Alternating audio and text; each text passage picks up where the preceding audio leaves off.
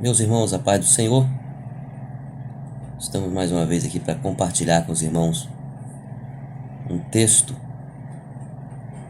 da Bíblia e podemos aprender um pouquinho mais da palavra do Senhor. Abra sua Bíblia, por favor, você que tem a sua Bíblia em mão. 1 Coríntios, capítulo 11. Nós vamos falar aqui a respeito da Santa Ceia do Senhor.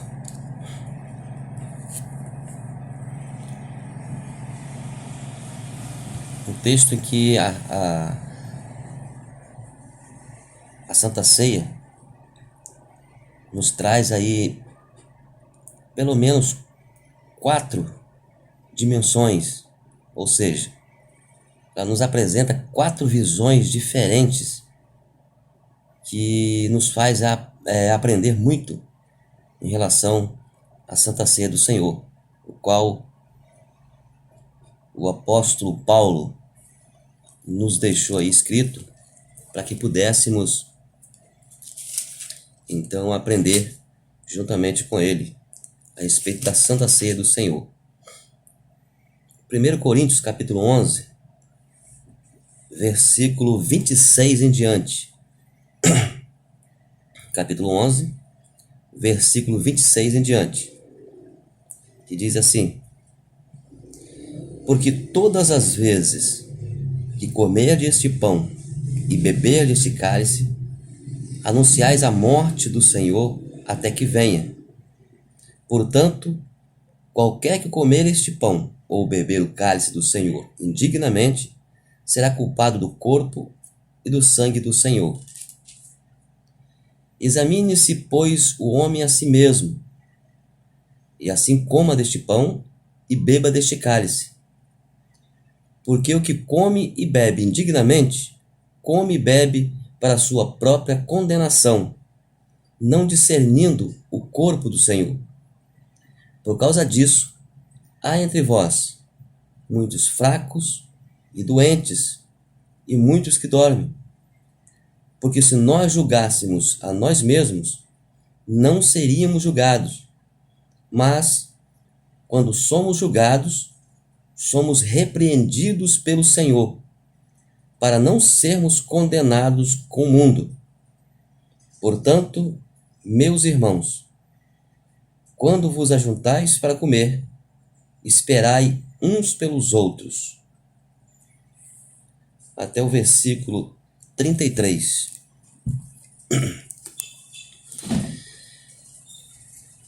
Como sabemos,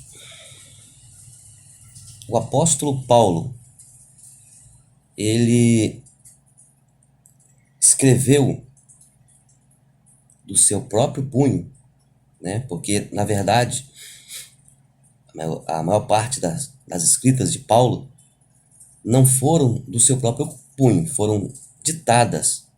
Então, havia um escrivão que escrevia aquilo que ele estava ditando. E a carta aos Gálatas e a carta aos Filemons, Filemon, foi as 2 únicas cartas que foram escritas pelo seu próprio punho. Ele mesmo escreveu, redigiu essas cartas. As demais escritas não foi escrita pelo seu próprio punho, mas ele ditou as cartas e um escrivão, um copista, escreveu aquilo que ele estava ditando.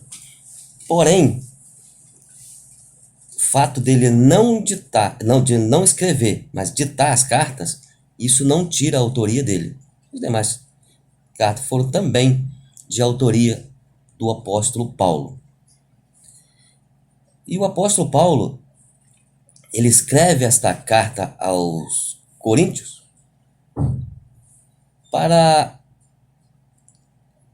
ensinar para a igreja e para repreender certas situações que estavam acontecendo dentro da igreja que não estava de acordo. Então, trazendo esse ensinamento para a igreja, ele escreve a carta à igreja de Corinto.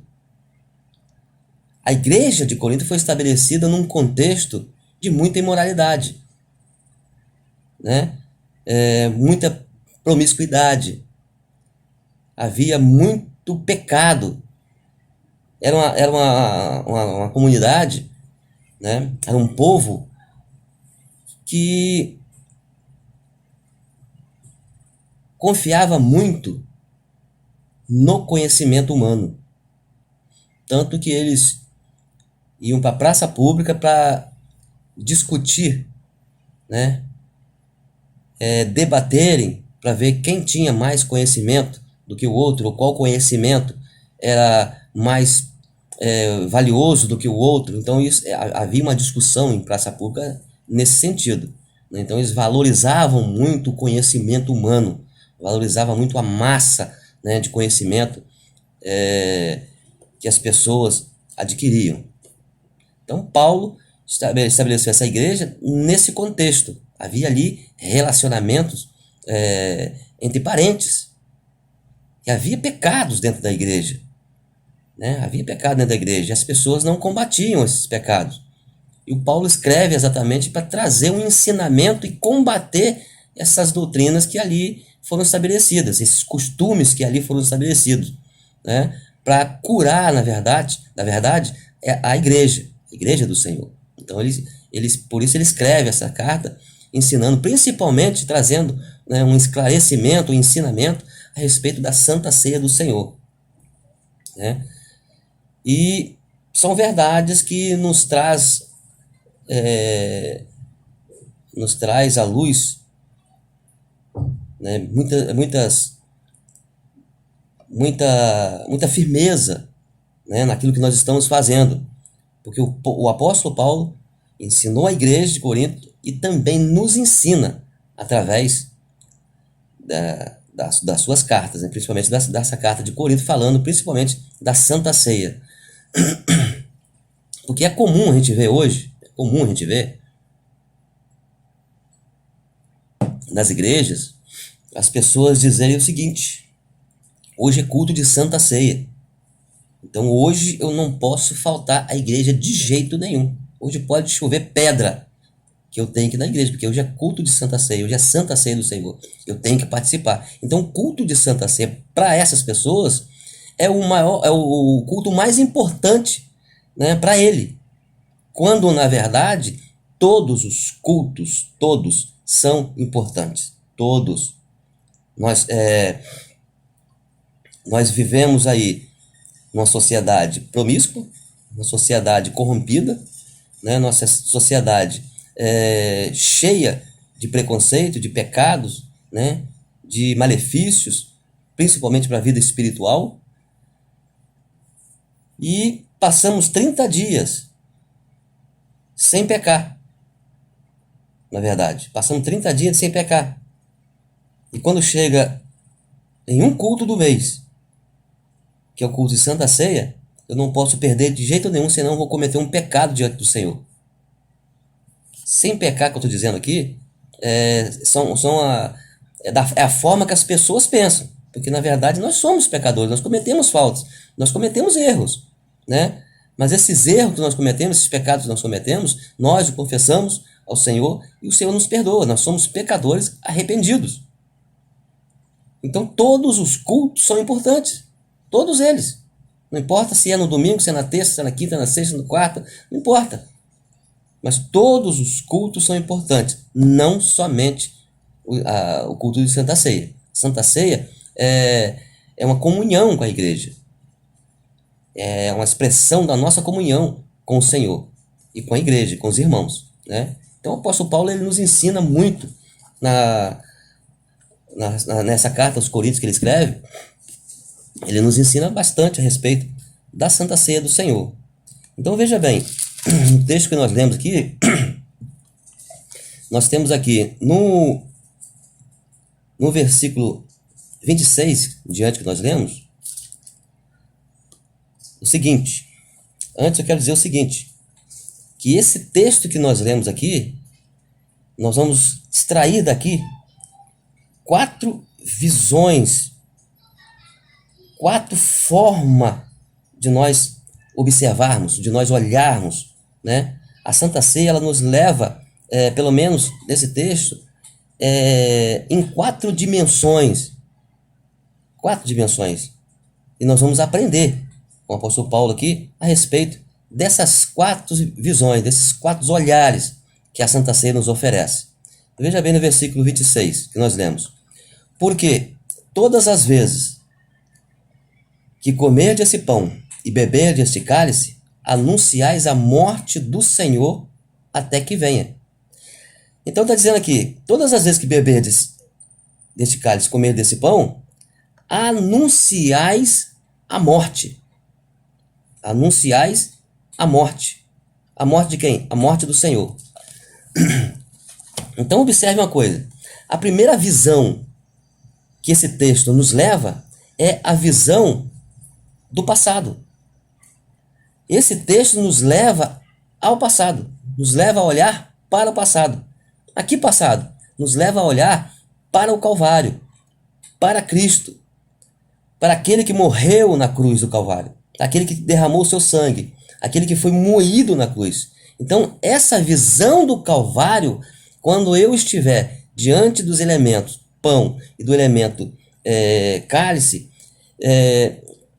do elemento vinho, eu tenho que ter na mente exatamente essa visão. Eu tenho que me reportar para o Calvário. Eu tenho que me reportar para o sofrimento de Cristo. Eu tenho que me reportar para a morte de Cristo, para o derramamento do sangue de Cristo. Eu tenho que me reportar para lá, porque o texto me leva para lá. O texto me dá essa visão. O texto me leva nessa dimensão, a dimensão do passado, a dimensão do Calvário, aonde o Senhor derramou o seu sangue por nós. Então a Santa Ceia não é meramente chegar, se reunir com a igreja, comer pão e beber vinho. Não é isso. A Santa Ceia não é isso. A Santa Ceia nós temos exatamente essas visões, essas dimensões, nós entrarmos nessa dimensão espiritual. Porque a Bíblia nos reporta para o passado, a Bíblia nos reporta para o Calvário. Então a primeira visão que o texto nos leva é olharmos para o passado, olharmos para a cruz de Cristo, olharmos para aquele que derramou seu sangue por nós, para a remissão dos nossos pecados. Essa é a visão, né? Não adianta eu chegar no dia da Santa Ceia, me reunir com a igreja, me reunir com os irmãos e participar da ceia por meramente um compromisso, por meramente um rito, né? Sem eu ter esse sentimento espiritual, sem eu ter essa visão espiritual. O texto me leva para lá, né? Então, o que essa visão nos mostra? Essa visão nos mostra que nós temos que anunciar a morte. Eu estou tomando a ceia, eu estou ali comendo o pão, né, que simboliza o corpo de Cristo, não para o meu benefício próprio, mas eu estou comendo o pão para anunciar a morte do Senhor. Eu estou anunciando a morte do Senhor para aqueles que não têm a Cristo. Eu estou anunciando a morte do Senhor diante do mundo. Eu estou anunciando a morte do Senhor. Eu estou falando para as pessoas. Eu estou anunciando que Cristo morreu no Calvário. Cristo foi entregue no Calvário. Para quê? Para que nós pudéssemos ser salvos. Eu estou dizendo para o mundo. Eu estou dizendo para as pessoas. Eu estou dizendo para o meu irmão. Ó, Cristo morreu. Cristo morreu no Calvário. Cristo foi dilacerado. Cristo derramou o seu sangue. Eu estou dizendo, eu estou mostrando isso diante do mundo e diante da igreja, diante das pessoas, diante dos irmãos. Então a primeira visão é a visão do Calvário. E ter na nossa mente que nós estamos fazendo isso, cumprindo uma ordenança do Senhor. Cumprindo o quê? Que nós estamos anunciando a morte do Senhor. Essa é a primeira visão. A segunda visão está no mesmo versículo. Olha só.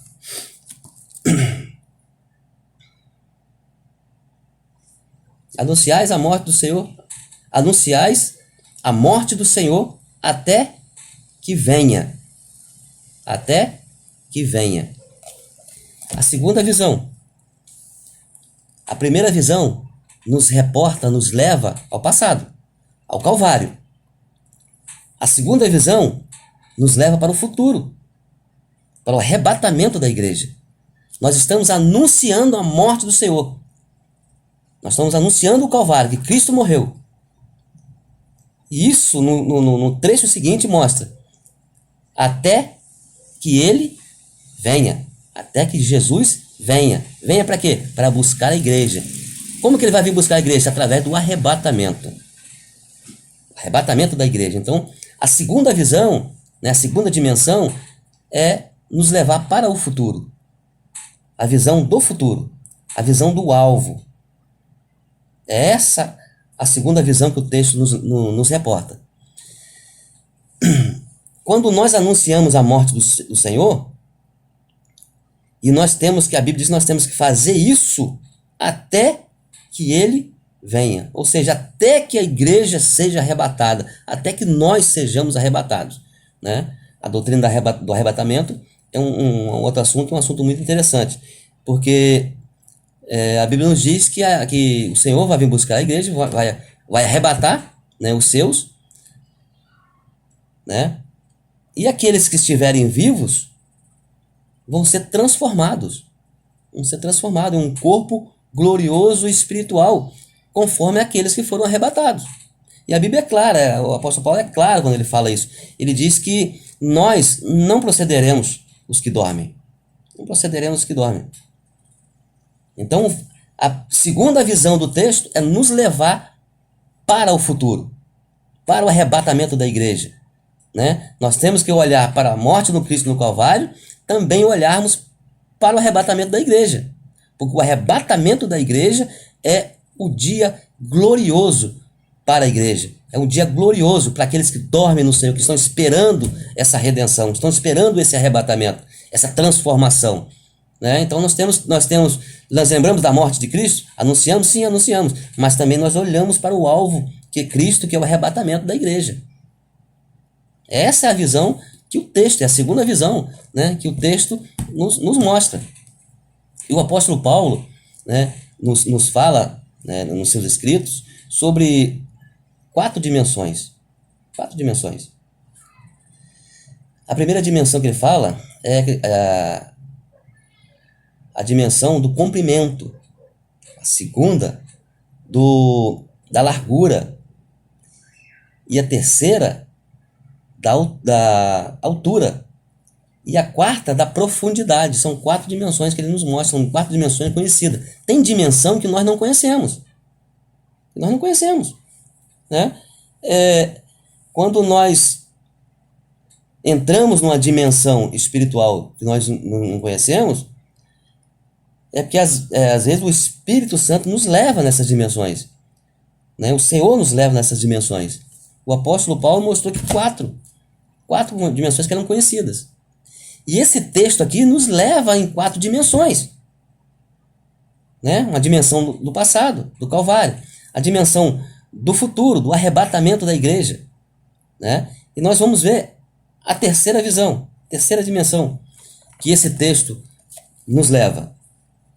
A terceira está no versículo 28.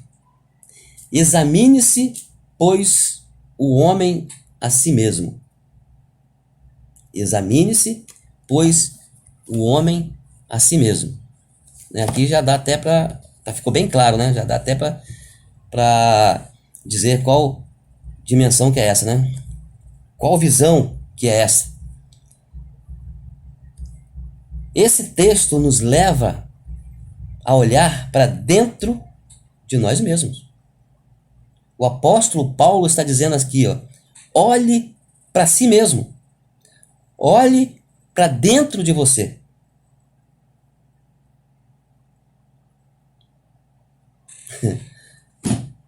Isso é profundo, tá?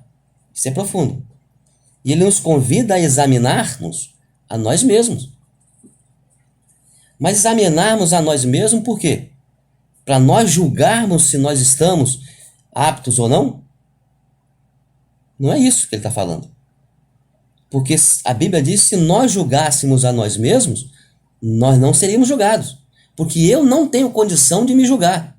Porque eu não vou me julgar. Porque eu não vou me condenar. Então eu não posso julgar a mim mesmo e condenar a mim mesmo. Porque se eu fizer isso, eu não vou ser condenado. Eu não vou ser julgado. Então ele diz: examine-se, pois, o homem a si mesmo. Ele está dizendo aqui, olha, olhe para dentro de você. Veja aonde você está dentro de você. Veja como você está dentro de você. Porque o único que conhece você é você mesmo. O Espírito de Deus, ele nos conhece em todas as dimensões. Todas. Mas aquele que conhece você em si mesmo é você mesmo. Então, quando nós nos relacionamos, quando nós nos posicionamos diante da Santa Ceia do Senhor, ela nos reporta, ela nos leva, esse texto da Santa Ceia nos leva a olharmos para nós mesmos, olhar para dentro de nós mesmos, olhar para o nosso ser. Porque o apóstolo Paulo diz que na igreja há muitos doentes, há muitos fracos e há muitos que dormem. Mas dorme como? Existem duas variantes aí na questão de dormir. Existe a variante de você dormir espiritualmente falando e a variante de você dormir literalmente. Tem pessoas dormindo dentro da igreja literalmente? Tem. Tem pessoas que dormem espiritualmente? Tem. Então é hora de nós olharmos para nós mesmos e nos despertarmos. Nos despertarmos. E se estivermos dormindo, literalmente, é hora de despertarmos, irmão.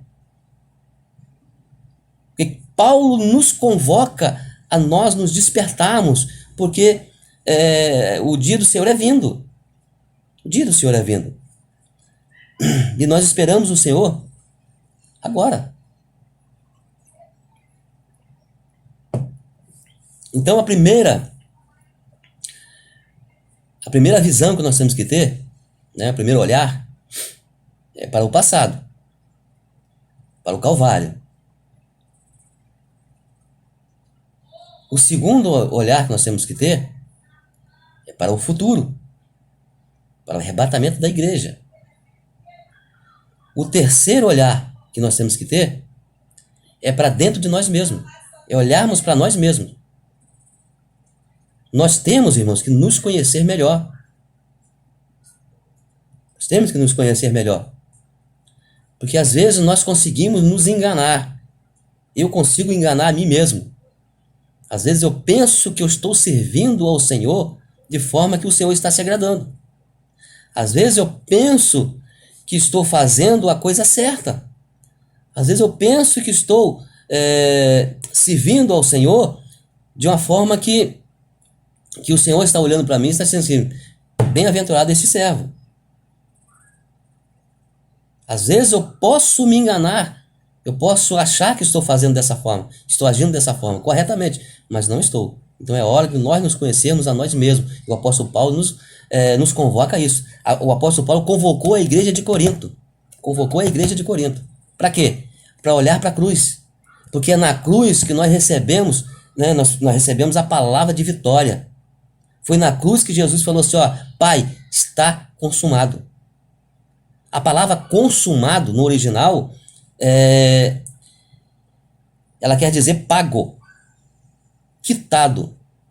Então os comerciantes daquela época usavam muito essa palavra consumado para encerrar uma dívida. Quando eu devia algo a alguém, né, e eu cheguei lá e quitei essa dívida, paguei essa dívida, eu usava, os comerciantes na época usavam essa linguagem. Olha, está consumado, ou seja, está liquidado, está pago, está quitado, não te devo mais nada.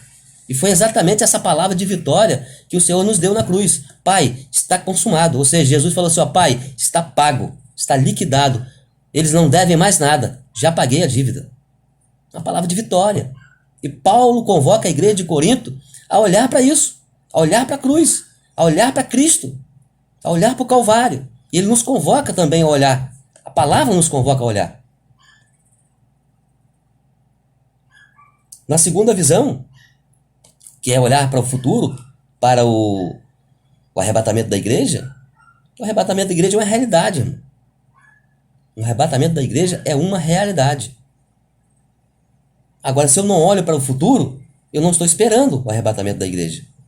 Então, Paulo convoca a igreja a olhar para o futuro, a olhar para o arrebatamento, porque ele esperava a volta de Cristo para aqueles dias. E ele estava dizendo para a igreja, olha, olhe para o arrebatamento, observe o arrebatamento, espere o arrebatamento, porque Cristo vai vir buscar a sua igreja. Cristo está vindo para buscar a igreja. E da forma que vocês estão fazendo, vocês vão ficar. Então ele convocava a igreja, e a palavra nos convida, nos convoca a olhar para o futuro, olhar para o arrebatamento, porque está próximo ao arrebatamento da igreja. A terceira visão é olhar para dentro de nós mesmos, nos conhecermos melhor. Nos conhecermos melhor. Examinarmos a forma que nós estamos chegando diante do Senhor. A forma que nós estamos trabalhando para o Senhor, estamos fazendo para o Senhor, realizando para o Senhor. Porque eu conheço a mim mesmo. Eu não posso mais continuar me enganando. O meu eu não pode me enganar. Não. Nós temos do nosso lado um aliado que é o Espírito Santo. E ele vai, com certeza, nos ajudar a entender todas as coisas para que nós possamos fazer o melhor da forma correta para o Senhor. E a quarta visão. A quarta visão está no... A quarta visão está no versículo 33. Versículo 33. Veja só. Portanto, meus irmãos, quando vos ajuntais para comer, esperai uns pelos outros. Portanto, meus irmãos, quando vos ajuntais para comer, esperai uns pelos outros. Que visão é essa? Observe só uma coisa. Quando ele fala esperai uns pelos outros, ele está dizendo assim, ó, olhe para os lados. Olhe para a direita. Olhe para a esquerda. Observe. Ele convoca a igreja a olhar em torno de si mesmo. Olhe para o seu irmão do lado. Olhe para aquele que está do seu lado. Observe. Veja se está faltando alguma coisa do seu lado. Veja se está faltando alguém. Espere uns pelos outros. Entenda uma coisa. Naquela época, a igreja de Corinto tinha um costume. Isso era costume local. O costume da igreja, e Paulo estava combatendo isso.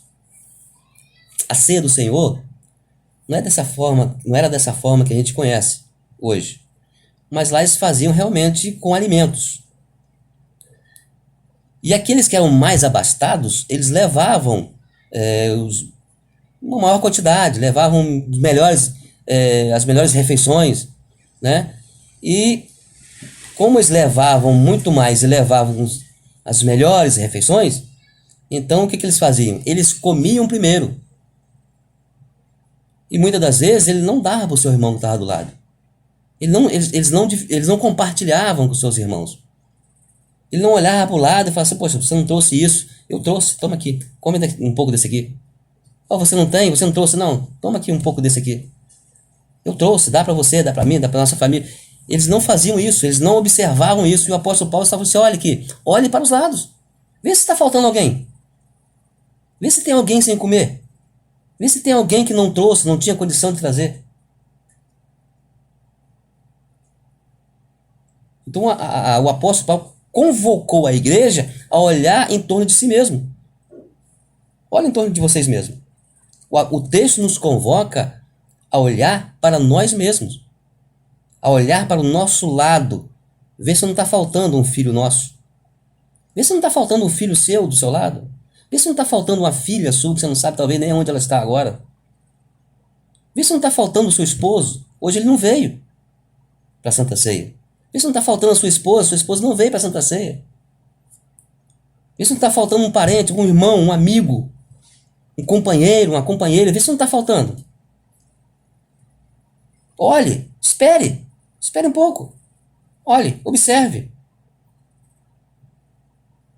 Porque nós podemos, em cima dessa palavra do apóstolo Paulo, profetizar para você.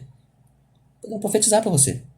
Hoje está faltando o seu esposo, mas na próxima ceia ele pode estar do seu lado. Hoje está faltando o seu filho, está faltando a sua filha, mas na próxima ceia Deus pode fazer um milagre e ele está do seu lado. Espere um pouco. Olhe para o lado. Observe se não está faltando alguém. Hoje está faltando aquele melhor amigo seu, aquele que está sempre do seu lado. Está faltando. Aonde que ele está? Veja onde está. Pense aí onde ele está. Está faltando hoje. Mas na próxima ceia, ele pode estar do seu lado. Ele pode estar na igreja. Ele pode estar aqui, juntamente conosco. Então o apóstolo Paulo nos convoca, através da palavra, a olharmos em torno de nós mesmos, olha, e não sermos egoístas, que lá havia muito individualismo, as pessoas agiam muito individualmente, pensavam em si mesmo. Havia muito isso. E ele estava combatendo exatamente isso, olha, não seja individualista, não olhe somente para você. Ah, eu estou na igreja, estou feliz da vida. Mas o seu amigo, mas o seu filho, o seu irmão, o seu companheiro, a sua esposa, a sua irmã, o seu parente, ele não está ali. Então não seja individualista, não seja egoísta, não queira a bênção só para você. Compartilhe. Compartilhe. Ele nos convoca a olhar em torno de nós mesmos, para os nossos lados, para observarmos. Tem alguém precisando de você. Tem alguém precisando que você contribua, que você compartilhe da sua bênção com ele. Compartilhe da sua bênção. E para a glória do Senhor, Deus vai fazer um milagre na sua família. Deus vai fazer um milagre na sua vida. Então, não seja individualista. Compartilhe a sua bênção. Seja um abençoador, seja um canal de bênção. Seja para você, para sua família, para os seus filhos, para os seus amigos. Seja um canal de bênção. Compartilhe. Compartilhe a bênção. E pode ter certeza de uma coisa. A bênção de Deus na sua vida vai ser tremenda. Tremenda. Amém? Que Deus nos abençoe em Cristo Jesus. Que o Senhor possa a cada dia nos dar mais conhecimento. Que Ele possa nos regar com a sua sabedoria, para que nós possamos entender e descobrir, né, o Espírito que está por trás da letra, porque a palavra do Senhor é Espírito e vida.